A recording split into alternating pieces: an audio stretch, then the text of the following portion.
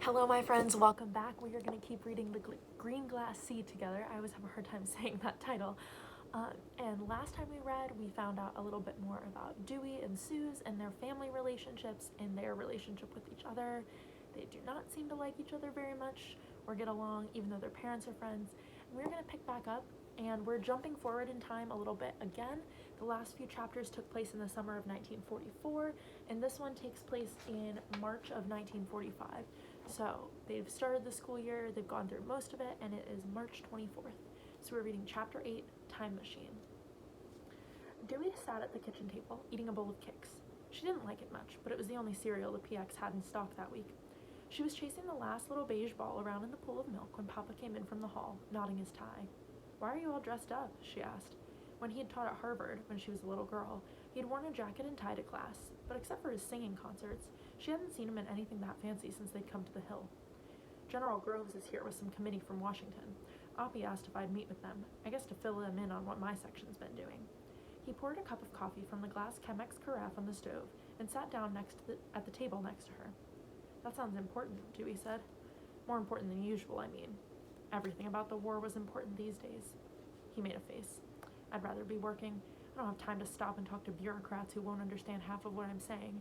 But I guess since we're living on government money, they've got a right to ask what we're doing with it. Will you be home for dinner?" "I don't think so, Dews." He shook his head. "This meeting could take up most of the day, and there are a couple folders on my desk that have to get done. I'll probably be pretty late. Do you want to go over to the Sandovals for dinner?" Dewey thought about it. The Sandovals lived next door. Mr. Sandoval was a machinist, and his wife Juanita made very good enchiladas. But she shook her head. "No, that's okay. I'll cook macaroni and cheese. There's one more box in the cupboard." She looked out their little window. The late spring snow had melted, except for a few patches in the shadows, and thin, pale sunlight was peeking through the clouds. "If it stays nice, are we still going to Frijoles Canyon tomorrow?" He smiled. "Absolutely. Sunday with my girl. Not even Washington is going to interfere with that. I used my coupons to gas up the car yesterday, so we're all set. I'll ask the lodge to make us up a box lunch." "Okay," Dewey smiled back. Sundays were her favorite day of the week, the only day that Papa didn't go to his lab. No one did. If it rained, people read or went to the lodge and talked and played cards, but mostly they went outside and rode horses up into the mountains and fished or hiked in one of the canyons. Dewey couldn't hike very far because her leg began to ache after an hour or so, but there were a dozen canyons that Papa could drive to, where they could have a picnic or build a campfire or collect rocks and even arrowheads. "But," she said, waving a stern finger at him, "you have to promise not to talk to the other men about work the whole time." That was usually what happened. The kids ran around, the women sat around the fire and talked, and the men walked a little bit away and spent the afternoon talking science and drawing equations on boulders with charcoal. "I promise," he said.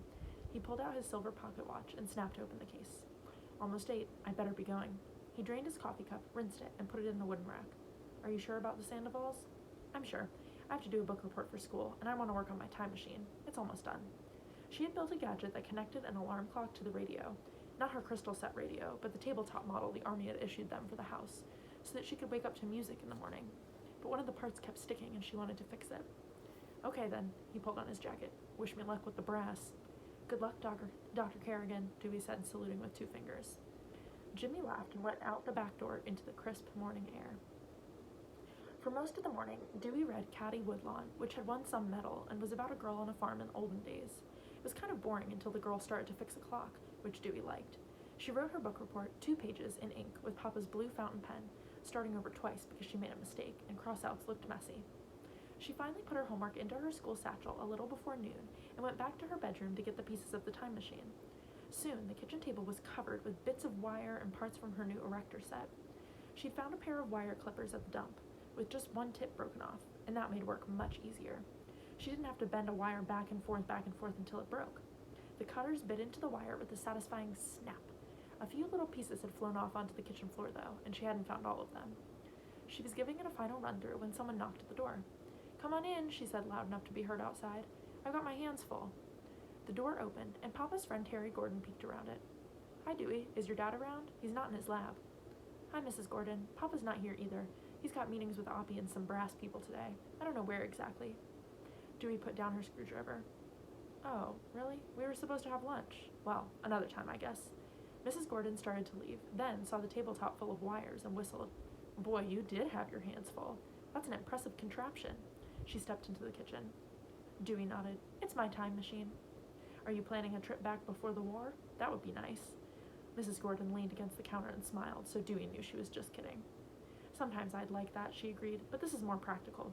When I get this last piece fixed, it's going to turn on my radio in the morning. I hate waking up to the alarm bell. Too loud. I'm with you there, Mrs. Gordon laughed. She leaned down to look at the machine, then frowned. It would help if I could see, she said, and slid her glasses down from the top of her head. Now, how does it work?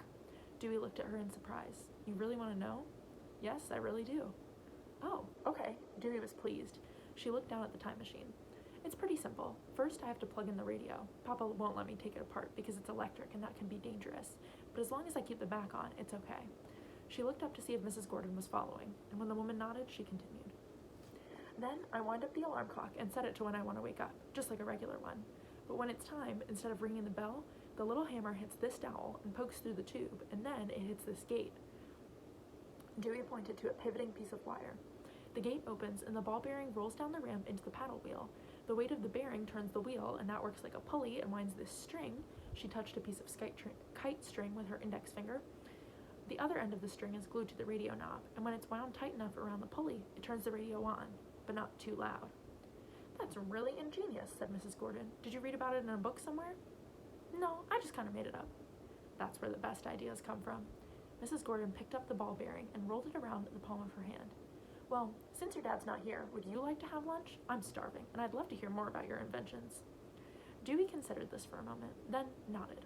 My stomach was growling, so I was just about to take a break and make myself a peanut butter and jam sandwich. Sounds lovely, said Mrs. Gordon. If you want, I'll make 2 of them and you can clear space on the table. Or we could eat in the living room if that would be easier. No, said Dewey, we eat in the kitchen. She began to pick up the pieces of her machine. Will you cut the crusts off mine? I don't like that part, but the ducks in the pond do. Sure, maybe I'll trim mine too. I always feel bad for those ducks when it's cold. Do you like your sandwich cut into triangles or squares? She asked. Triangles, please, said Dewey. They ate and talked for almost half an hour. Mrs. Gordon had lit a cigarette and was telling Dewey about teaching chemistry at Berkeley when she glanced down at her watch. Oh, good gracious, it's after 1. I have to skedaddle. She picked up her plate. I really liked this. Maybe we could do it again sometime. Okay, said Dewey. Good. See you soon. Mrs. Gordon let herself out the back door. Dewey sat in the kitchen for a few minutes, finishing her milk and thinking about the last half hour. She had never known a real woman scientist before, just men like Papa. She liked Mrs. Gordon a lot and wondered how someone so nice could have a daughter as bossy as Sue's. It didn't make any sense. She washed the plates and put them on the rack, then laid her time machine out on the table. She made sure all the pieces were hooked up, set the alarm for 3 o'clock, and went into the living room to read. For a few pages, she found it hard to concentrate because all she wanted to do was look at the red plastic clock on the kitchen wall and see what time it was. But then she got caught up in the words as usual and forgot all about it. So she was startled, just for a moment, when Boogie Woogie Bugle Boy started playing in mid-song. Then she remembered, dropped her book onto the couch cushion, and ran into the kitchen. The clock said 3 o'clock, straight up. It worked! Dewey did a little skipping dance and laughed out loud. She could hardly wait to tell Papa. She moved the machine back into her bedroom and reassembled it on the bookcase by the wall, where there was a plug for the radio. She set the alarm part for 8 o'clock in the morning and smiled, thinking about how nice it would be to go from dreaming to music. Then she returned to her book. When it got dark outside, about 6 o'clock, she turned the lamp on. She looked up every few minutes, or when she heard a noise, hoping it was Papa coming home and she could tell him her news. She waited and waited, but after a while, she gave up and made dinner.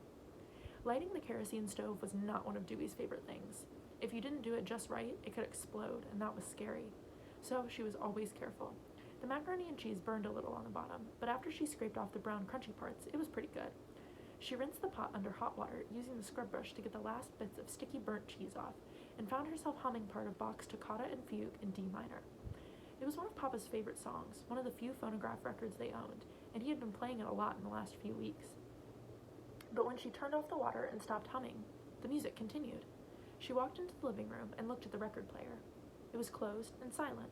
Not that she expected it to be playing itself, but where else could the music be coming from? The Sandovals only played mariachi music, or big bands. She walked back into the kitchen to dry the dishes and saw the clock said 8:05. 8!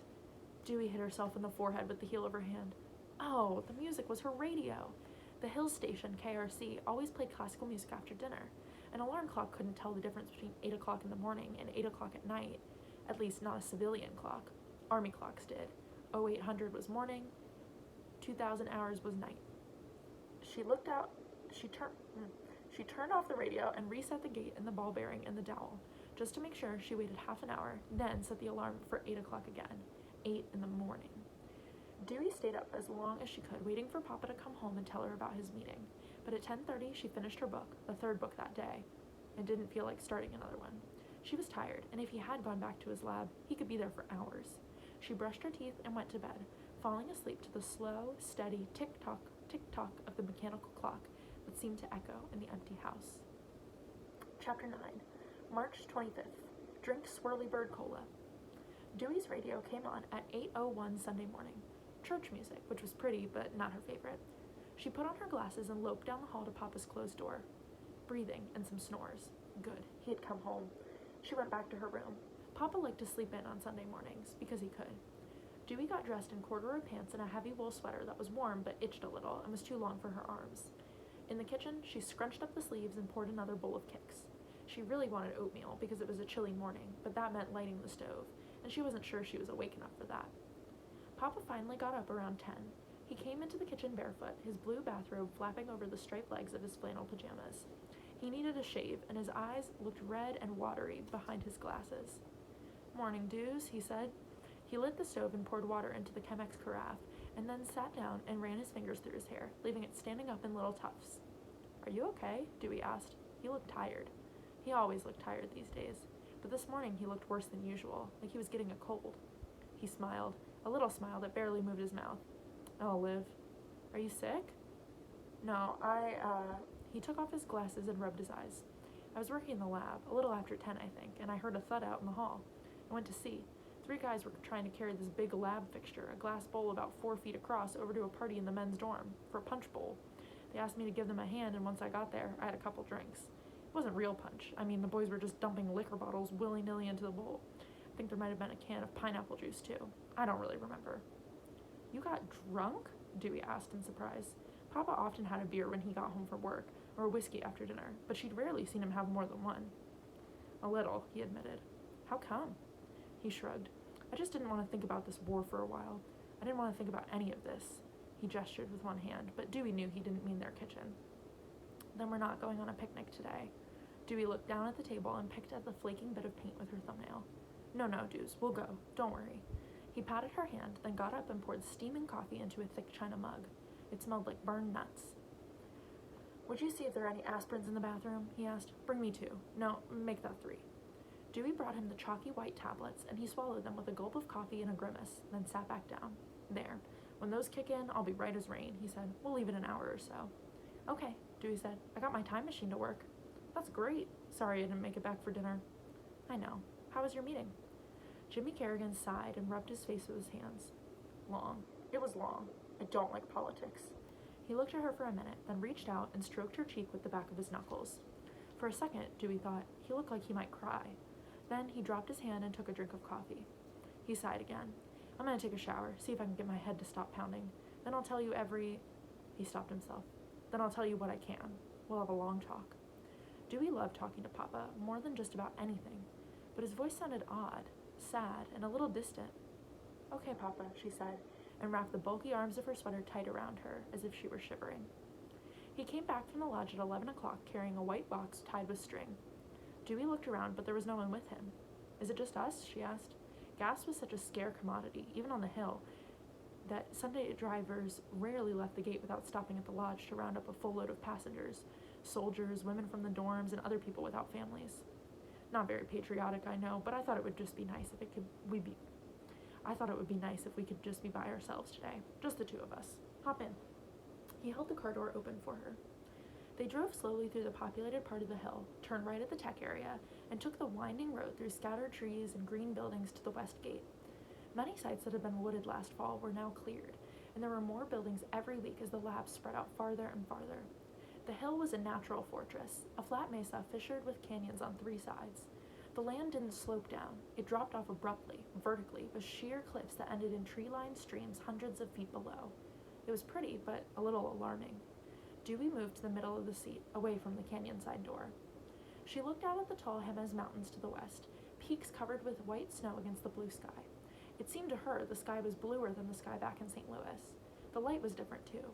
Everything seemed crisper, clearer, as if the world up here were a little more than three-dimensional. Maybe it was the altitude. They drove southwest for almost an hour as the road skirted the edge of the canyon after canyon before Dewey saw a sign for the Bandelier National Monument. A red sign nailed diagonally across it said, "Lodge closed." "It's not open," she said, disappointed. "Not to the public," said Papa. "It's closed for the duration. We took over the lodge for housing in 43. That is, the government did. I don't think anyone in the project's still living here, but until the war ends, we've pretty much got the run of the place." Dewey nodded. By now, the army probably owned most of New Mexico. Two adobe-style buildings flanked the entrance road, a dirt track that wound steeply down into the canyon. At the bottom, Papa parked the car in front of another adobe building that was dwarfed by the towering cliffs behind it. He got his knapsack out of the trunk and put a blanket, a flashlight, and a green metal thermos into it, then stacked the lunchbox on top and cinched the top shut. "Let's take a walk," he said, and threw the pack over his shoulder. The path led away from the broad parking area, and the world soon narrowed into a V. The blue sky was a triangle with low brown mountains on one side and steep brown cliffs on the other. Except for a fringe of gray-green oak trees along the creek and some low, scruffy bushes, everything was one of 1,000 shades of brown, from pale beige to reddish ochre to chocolate in the shadows. The cool air smelled like pine and juniper and was so dry that Dewey could feel its sting in the middle of her head when she breathed through her nose. It was quiet, still. The gritty dirt path scritched under the soles of her shoes, and she could hear the creak of the leather straps on Papa's pack as they walked. 100 feet to their left, unseen, Frijoles Creek murmured gently as the water flowed over stones on the way to the Rio Grande. On their right, knee-high grass and saltbrush grew around rough-pitted angular boulders at the base of the cliffs. Dewey had to bend her neck as far as it would go to see the cliff tops where the road was. At the base of the cliffs, the rocks looked like they had been sculpted out of wet clay, squeezed into formations by giant hands, like geologic snowmen left to dry in the New Mexico sun. "What kind of rock is this?" asked Dewey. She picked up a small chunk lying in the path and found she could crumble bits off between her palms. "It's called tuff. It's volcanic ash, compressed for thousands of years, and it's pretty soft. Porous, like the pumice stone I use on my feet." "There's a volcano here?" "There was. Still hot springs around, so some thermal activity's going on, but nothing to worry about. Hey, look," he said, pointing at the cliffs. "Take a look at that." Dewey looked, but didn't see anything to get excited about. "Gotta get closer," Papa said.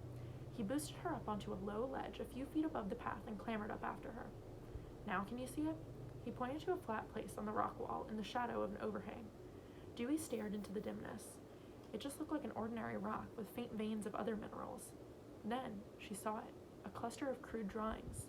A spiral, a stick-figure man, a bird, or maybe a dog. It was hard to tell. She moved closer and ran her fingertips gently along the incised outline of one of the figures. "Who drew these?" she asked. "The people who used to live here, the Anasazi." "People lived here?" Papa nodded. "A long time ago. They vanished without a trace. Maybe they got sick. Maybe there was a war. Nobody really knows, but they've been gone for about 400 years. "Is this their art?" "Possibly. Or it could have been a message. For all we know, it's all that's left of an Anasazi billboard. Drink swirly bird cola." "Papa," Dewey giggled. "Well, maybe not." He looked up at the cliff face. "Come on, let's have lunch in one of their houses." "Okay," agreed Dewey. She looked around, but didn't see any buildings. "Is it much farther? I'm getting kind of hungry." "It's right here." Papa pointed to a narrow path that led up the cliff. "You up for a bit of climbing? Not too far." "Sure," said Dewey, although she wasn't really sure. Not about the climbing part, that was okay, but she still didn't see any house. They were puffing a little when they got to the top of the path, which opened up onto a small ledge. A crude ladder about 8 feet high, thick branches lashed together, leaned against the wall of the cliff. Its top rested inches below a dark opening. "A cave?" "After you," said Papa, and reached out one hand to steady the ladder. Dewey climbed. The ladder was sturdier than it looked. It didn't even creak under her weight when she put her foot on the first rung, but the rungs were pretty far apart for someone her size, and she had to stretch to climb up each step. At the top, she stepped into a small, rounded room, about 6 feet on a side, and tall enough that she could stand up without ducking. Papa climbed up behind her and tossed his knapsack onto the crumbly stone floor. "Hey, it's a suite," he said. He ducked through another opening in the right-hand wall. Dewey followed and was surprised to find a second room, and a third beyond that. The air was cooler and felt a little damp, although the stone walls and floor looked dry. Dewey was glad she had her plaid wool jacket on. Papa spread a green army blanket on the floor of the first room and put the lunchbox on it. He sat down cross-legged and opened the thermos. "Tea?" he asked. "I made it the way you like, lots of milk and honey. It'll warm you up a little while I go get some wood to make a fire. He poured some of the steaming liquid into the metal top and handed it to her. He climbed back down the ladder and was back in a few minutes with a big armful of sticks and branches. He piled them against the opposite wall, where the dirt was blackened, making a loose teepee shape with the larger branches on the outside. He scratched a kitchen match on the rock wall and held it to the base of the teepee. Dewey watched the little yellow flames lick the dry wood and change to orange as the fire grew. She wondered about the smoke and was surprised to see it rose straight up into a small, soot-rimmed hole in the ceiling of the room. They sat on the blanket, their backs against the other wall, passing the tea back and forth because there was only one cup. Dewey felt snug and cozy and could almost imagine people living like this, waking up every morning to the sky and the mountains just outside the door. "I like this," she said. "It feels like a secret hideout." "Our special private place," said Papa. He nudged the lunchbox over with the toe of his boot, then reached down and opened it. "Looks like they gave us ham and cheese sandwiches, a couple of apples, and what's this?" He opened the wax paper around a dark square. Chocolate brownies, a fine feast." He handed Dewey a sandwich. She ate in contented silence, listening to the crackling of the fire. Then she noticed Papa wasn't eating. He had taken one bite out of his sandwich, but now lay it on his lap, and he was just staring out the doorway into the distance. "Papa, is something wrong?" He didn't respond for a few seconds, then turned to her and sighed. "I need to tell you some things that I'm not supposed to talk about. That's why I wanted us to be alone, and why I wanted to go someplace very private." "Are you going to tell me about the gadget?" "No, that I can't tell you, but this has to be a secret too." "I won't tell anyone. Promise." Dewey made an X across her chest. "You can trust me." "I know I can." Papa leaned back against the wall and closed his eyes. After a moment, he took a deep breath and, without opening his eyes, began to talk. "Before the war, when you were just a tiny baby, I worked on a project with 2 other men. David was at Princeton, and Joseph was in Berlin." "You worked with a Nazi?" Dewey was shocked. "No, I worked with a German mathematician. A good man, a good friend. Math is its own language, Dews, its own elegant world, but the rest of the world changed around us. Some professors, like Einstein and Fermi, escaped and came over here. And others, like Heisenberg and my friend Joseph, went to work for their government, the way I'm working for mine." He reached into his jacket pocket, pulled out a pack of Camels, and lit one. Dewey was surprised. He rarely smoked, only when he was working on a very stubborn problem, or when he was upset. She didn't say anything, but reached out and held his other hand. "I didn't want this war. None of us did. But what we're doing here is critical. I believe that," he said, blowing out a stream of blue smoke. "So I came to New Mexico to work on the most challenging problem I have ever been posed. And I love that. I've gotten up every morning excited to go to my desk, hoping it's the day a pattern starts to emerge and the pieces begin fitting together." He stopped and looked out in the sky. "If we win this war, I'll always be free to do what I love, to solve problems, to teach, to share my discoveries. A lot of my colleagues can't. Some of them have died for it." "Because they did math?" "Because they were Jewish." He shook his head slowly. "Before the war, we, the scientific community, could talk about our ideas. We were trying to understand how the world works, and borders didn't matter. But they do now. And a lot of the work we're doing here, on the Hill, is based on discoveries German scientists made in the 30s. So it's likely Joseph and the others are trying to solve the same problems. But God help us if they get there first." His cigarette burned down to his fingers, and he flipped the butt into the fire. That's part of what yesterday's meeting was about. He put his arm around Dewey, pulling her tight to him, and leaned over so his head was touching hers. "I love you so much," Papa said, his voice barely above a whisper. "But I have to go away again. A couple of weeks. The generals asked me to help them make sense of some German papers they've found." "It's important?" Dewey asked. He nodded. "I wouldn't go if it wasn't." "Okay," Dewey said in a small voice. It wasn't okay at all, but she knew that that was what Papa wanted her to say. She curled into his side, her head resting in the hollow of his shoulder. They sat that way for a long time, until the small fire burned to ashes and the rest of their sandwiches were untouched. And that is where we're going to stop for today. So, it's kind of a sad note to end on for today, but tomorrow we will get back to it, and we will find out what happens when Mr. Kerrigan has to go away for a while, and what Dewey is going to do while he's gone. So stay tuned for tomorrow's video, and we will keep reading together. Bye, guys.